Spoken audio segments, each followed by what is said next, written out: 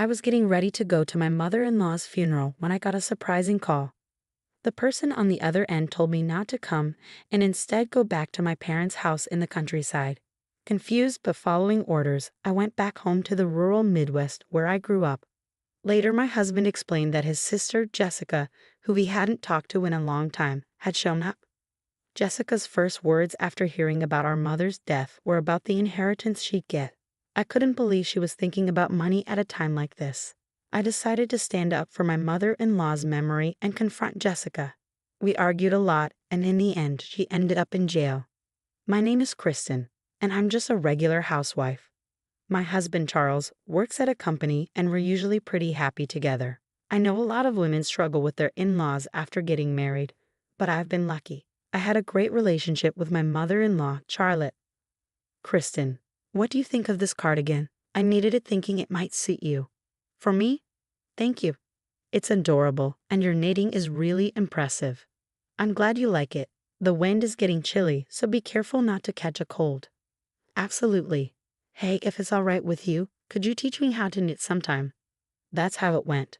Charlotte's smile was always warm and kind. She meant a lot to me. She even helped us out financially sometimes. I loved her like a second mom. But then Kristen, Mom passed away in the hospital. I found out just the other day. Her death shocked me, and I couldn't eat much for a while. It's hard, but I have to accept it. Charlotte had been fighting terminal cancer for years, going through tough treatments. Even when I visited, she always greeted me with a smile, trying not to worry us. I couldn't just cry forever. I decided to remember her with a smile. So I was getting ready for her funeral, which would be at my husband's family home. Then, out of the blue, my phone rang. It was my husband's family calling. He had gone ahead to prepare for the service. Maybe he forgot something. I answered, expecting it to be him. But instead, I heard, Kristen, don't come to the funeral. Go back to your parents' house in the countryside right away. My husband's voice sounded panicked through the phone. Wait, what? You want me to go back to my parents' house? Why are you so worried? Sorry, there's a problem at the venue. I'll explain when we meet.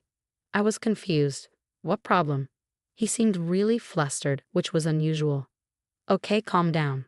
I'll go to my parents' house as you said. Take a cab. I'll be there soon. Bye. He hung up abruptly. I had so many questions, but if Charles said to go, there had to be a good reason. So I changed my plans and headed to my parents' house feeling pressured. Kristen, what's going on?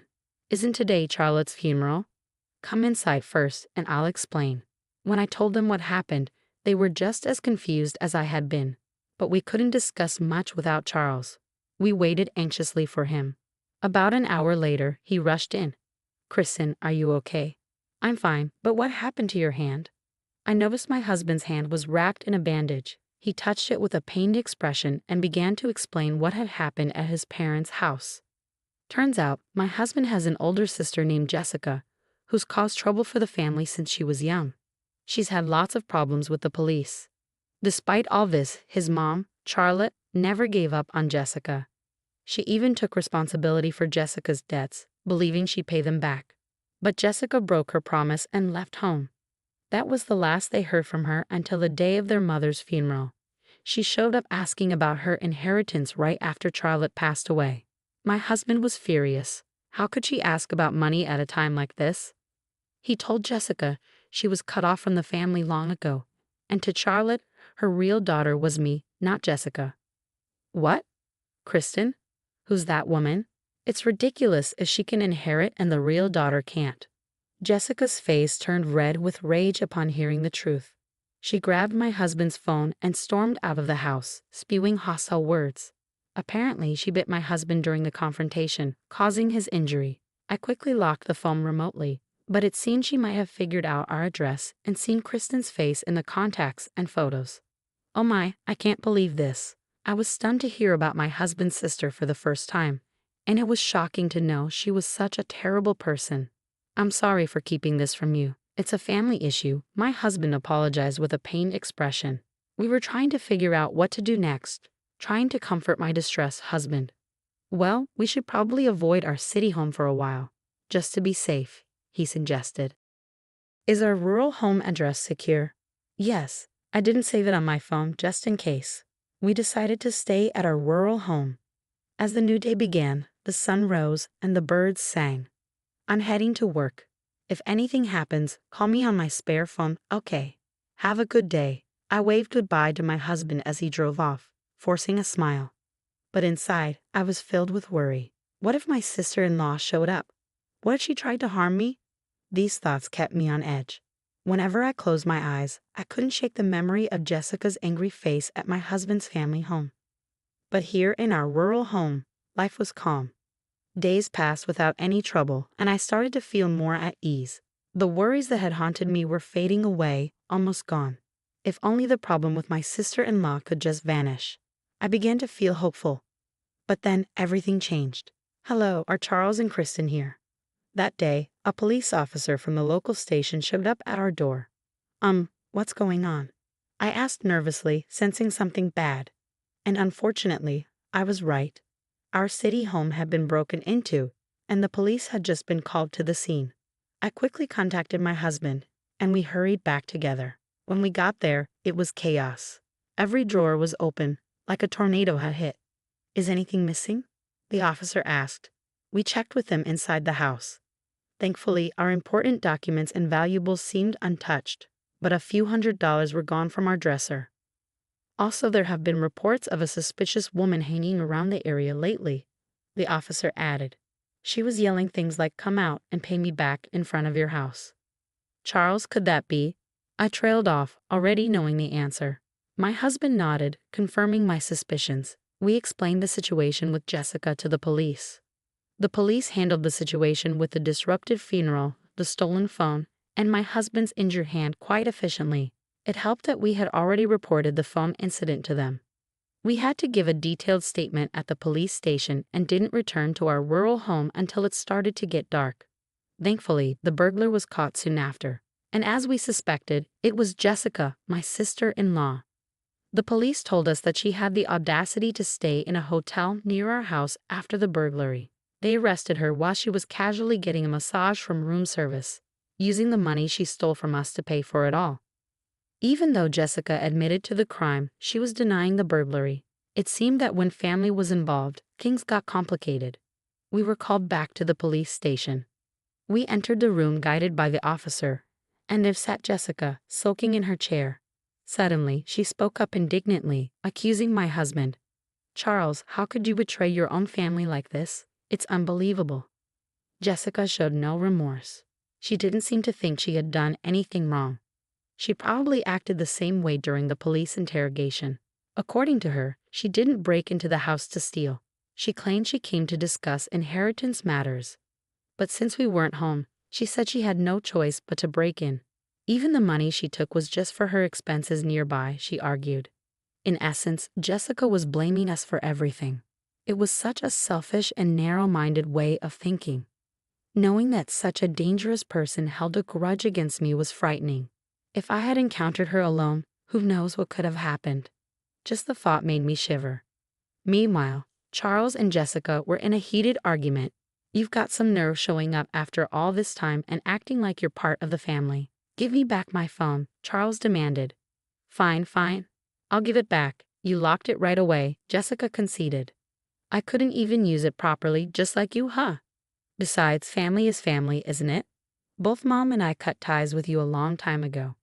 That means you have no business with her inheritance.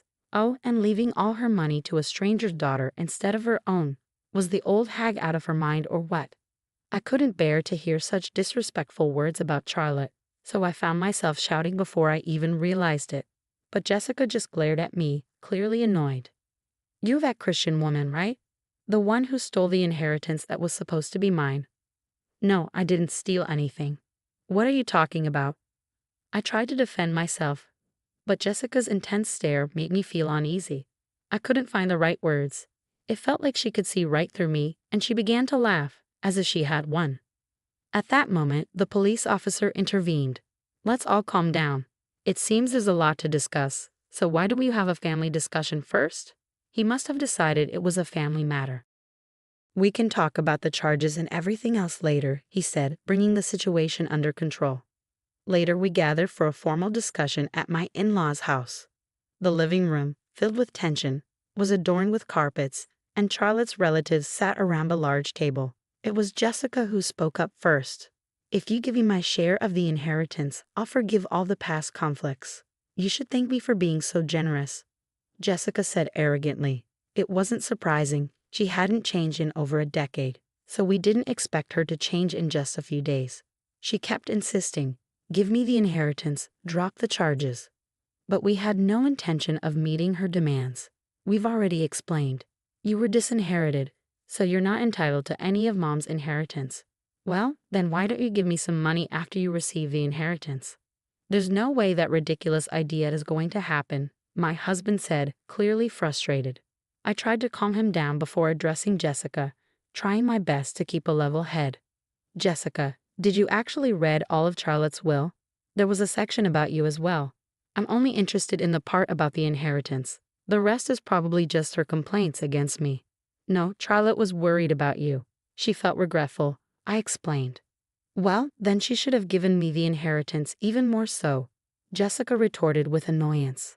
I felt angry, but mostly just sad. She saw her own mother, Charlotte, as nothing more than a way to get money. "Charlotte didn't leave you any money because she knew it wouldn't change you," I said, not waiting for her response. "I won't let someone like you have any of Charlotte's money." "You're telling me you've got some nerve considering you're not even family." "I don't want to hear that from someone who abandoned their own family ties," I shot back. Jessica seemed taken aback for a moment, then her eyes narrowed, glaring at me intensely. It was a frightening look, but this time I didn't look away. "There's nothing more to discuss. Please leave now," I said firmly, meeting Jessica's intimidating gaze.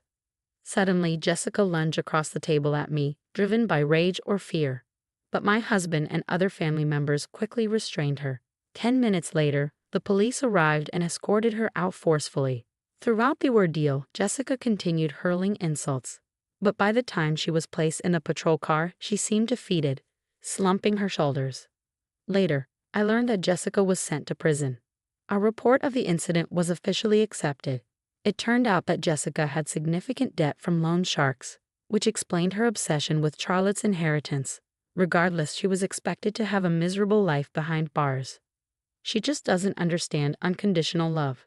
She made her choices, and now she has to face the consequences. We reflected on the recent events in our home, which was finally back to normal after a long time. As my husband lit incense in front of my mother-in-law's portrait, he remarked, "I was surprised to see you stand up so bravely, Kristen." Well, that's because I read mother-in-law's will again. The truth is, I revisited my mother-in-law's will the day before I spoke with my sister-in-law. I hadn't had the chance to read it thoroughly before. The will was like a heartfelt letter from Charlotte, filled with her deep emotions. Every word touched my heart. Charlotte had always cared deeply for her family. She held no grudges and only wished for our happiness as a couple. She would have done anything for her real daughter. Holding my cardigan close, tears welled up as I thought about my mother-in-law. Seeing me upset, my husband tried to cheer me up. "Kristen, can you teach me how to knit too?" "Of course, I'll teach you the knitting technique Charlotte used," I said, wiping away my tears with a smile. "We'll cherish her memory and use her inheritance well." From that moment on, I promised myself to live a happy life, honoring Charlotte's memory.